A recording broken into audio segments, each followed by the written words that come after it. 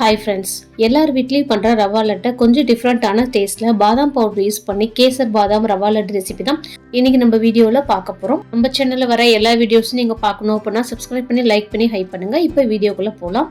இந்த கேசர் பாதாம் ரவா லட்டு பண்ணுறதுக்கு ஒரு பேனில் 2 டீஸ்பூன் அளவுக்கு நெய் சேர்த்துட்டு ஒரு 5 முந்திரியை 2ஆக உடச்சி இந்த மாதிரி சேர்த்துட்டு கூடவே ஒரு 10 ட்ரை கிரேப்ஸையும் சேர்த்துட்டு லோ ஃப்ளேமில் வச்சுட்டு நல்லா கோல்டன் கலரில் வர வரைக்கும் இதை நல்லா வறுத்துக்கலாம். முந்திரி திராட்சை ரெண்டுமே நல்லா கோல்டன் கலர்ல வர வரைக்கும் நல்லா வறுத்துட்டு இது கூடவே 1 கப் அளவுக்கு ரவா சேர்த்துக்கலாம். ரவையும் ஓரளவுக்கு லைட்டா செவந்து வர வரைக்கும் இதை நல்லா வறுத்துக்கலாம். அடுப்பை மீடியம் ஃப்ளேம்ல வச்சு ஒரு 2ல இருந்து 3 நிமிஷம் வரைக்கும் இதை வறுத்தாலே போதும்.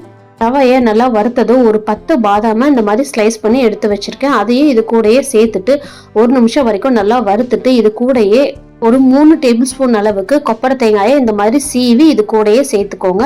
தேங்காய் சேர்க்கிறப்ப தேங்காயோட ஃப்ளேவரோட சாப்பிடும் பொழுது ரொம்ப நல்லா இருக்கும். நம்ம காஞ்ச தேங்காய் சேர்க்கிறப்ப ரவா லட்டு ரொம்ப நாளைக்கு கெட்டு போகாது. இப்போ இதில் 1/2 கப் அளவுக்கு பாலை கொஞ்சம் கொஞ்சமாக சேர்த்துட்டு நல்லா மிக்ஸ் பண்ணிக்கலாம். ரவை நல்லா சாஃப்ட் ஆகி இலகி வரும். அதே சமயம் உதிரி உதிரியாகவும் இருக்கும். அந்த பக்குவத்துக்கு வர வரைக்கும் இதை நல்லா மிக்ஸ் பண்ணி விட்டுக்கலாம். நீங்கள் பால் சேர்த்து கிளற லைட்டாக கட்டி பிடிக்க ஆரம்பிக்கும். கட்டி எல்லாத்தையும் உடச்சி விட்ட மாதிரி இதை நல்லா கலந்து விட்டுட்டே இருங்க. நம்ம சேர்த்துருக்கிற 1/2 கப் பால் எல்லாத்தையுமே ரவை நல்லா உறிஞ்சிரும். எடுத்தோடனே எல்லாத்தையும் ஒன்றா சேர்த்துறாம கொஞ்சம் கொஞ்சமாக சேர்த்து இந்த மாதிரி கட்டி வராமல் நல்லா கலந்து விட்டுறலாம்.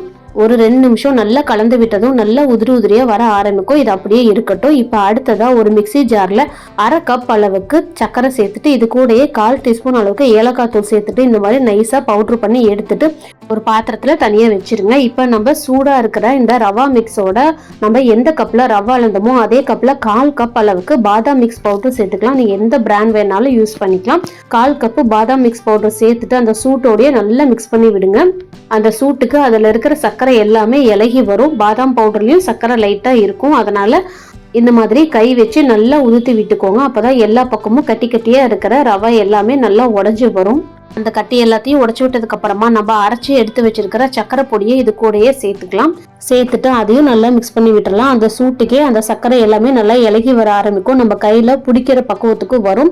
நல்லா இந்த மாதிரி மிக்ஸ் பண்ணி விட்டதும் உங்களுக்கு எந்த சைஸ்ல ரவா லட்டு வேணுமோ அந்த சைஸ்ல தேவையான அளவு மட்டும் இந்த ரவா லட்டை நம்ம பிடிச்சிக்கலாம். நம்ம கையில நெய் எதுவும் சேர்க்க தேவையில்லை. நம்ம ஆல்ரெடி முந்திரி திராட்சைக்கு வறுக்கிறதுக்கு நெய் சேர்த்திருக்கோம். அந்த நெய்யே இதுல போதும்.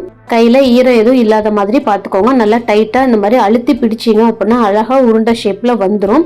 ஃபர்ஸ்ட் கொஞ்சம் லைட்டா லூஸா உதிரி உதிரியே இருக்க மாதிரி தான் இருக்கும். இது ஒரு 2 மணி நேரம் அப்படியே வச்சுட்டீங்க அப்படின்னா நல்லா ஃபிக்ஸ் ஆகி செட் ஆகிடும். பாருங்க, நல்லா அழகா கோல்டன் கலர்ல வந்திருக்கு. இதே மாதிரி மீதி இருக்கிற எல்லா லட்டையும் நம்ம பிடிச்சிக்கலாம். ரொம்ப டிஃப்ரெண்டான டேஸ்ட்ல இந்த ரவா லட்டு இருக்கும். நமக்கு பாதாம் ஃப்ளேவரோட சாப்பிட்றதுக்கு ரொம்பவும் டேஸ்ட்டாக இருக்கும். குழந்தைங்களுக்கும் அந்த கலர் நல்லா அட்ராக்ட் ஆகி ரொம்ப விரும்பி சாப்பிடுவாங்க. இந்த கேசர் பாதாம் ரவா லட்டு ரெசிபியை உங்கள் வீட்லேயும் கண்டிப்பாக ட்ரை பண்ணி பாருங்கள். நம்ம சேனல்லே நிறைய ஸ்நாக்ஸ் அண்ட் ஸ்வீட் ரெசிபிஸ் போட்டிருக்கோம். அதோட லிங்க்கும் டிஸ்கிரிப்ஷனில் தரேன். மறக்காமல் செக் பண்ணி பாருங்கள். நம்ம சேனலில் வர எல்லா வீடியோஸும் நீங்கள் பார்க்கணும் அப்படின்னா லைக் பண்ணி ஷேர் பண்ணி மறக்காமல் சப்ஸ்கிரைப் பண்ணி ஹைப் பண்ணுங்கள். தேங்க்யூ.